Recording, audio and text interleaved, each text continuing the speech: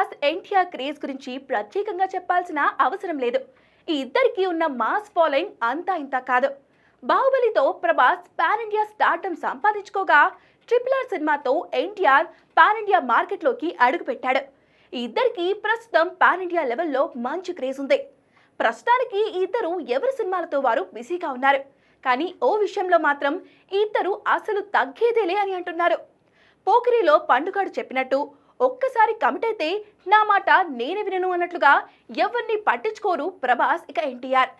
తమను నమ్మిన వారిని ఎంత రిస్క్ అయినా సరే అస్సలు వదిలిపెట్టరు. మెగాస్టార్తో కొరటాల శివ చేసిన ఆచార్య సినిమా ఫ్లాప్ అయిన సంగతి తెలిసిందే. ఈ సినిమా తర్వాత కొరటాలతో దేవరా సినిమా చేశాడు ఎన్టీఆర్. అయితే ఆచార్య రిజల్ట్ వచ్చాక కొరటాలతో సినిమా అవసరమా అనే కమెంట్స్ వచ్చాయి. కానీ ఎన్టీఆర్ అవేవీ పట్టించుకోలేదు. ఒక్క ఎన్టీఆర్ మాత్రమే కొరటాలను నమ్మాడు. ఫైనల్ గా దేవరా బ్లాక్ బస్టర్ హిట్ అందుకుంది.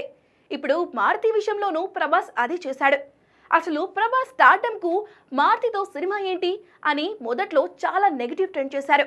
కానీ ప్రభాస్ మాత్రమే మారుతిని నమ్మాడు. ఇదే విషయాన్ని మారుతినే స్వయంగా చెప్పుకొచ్చాడు. గోపిచంద్తో చేసిన పక్కా కమర్షియల్ సినిమా పెద్దగా ఆడలేదు. దీంతో ప్రభాస్తో సినిమా చేయాలనుకున్న ప్రొడ్యూసర్ డ్రాప్ అయ్యాడు. అలాంటి టైంలో నాకు సపోర్ట్గా నిలిచిన ఒకే ఒక వ్యక్తి ప్రభాస్. అందుకే రాజాసాబ్ను ఒక సవాల్గా తీసుకున్నానని చెప్పుకొచ్చాడు.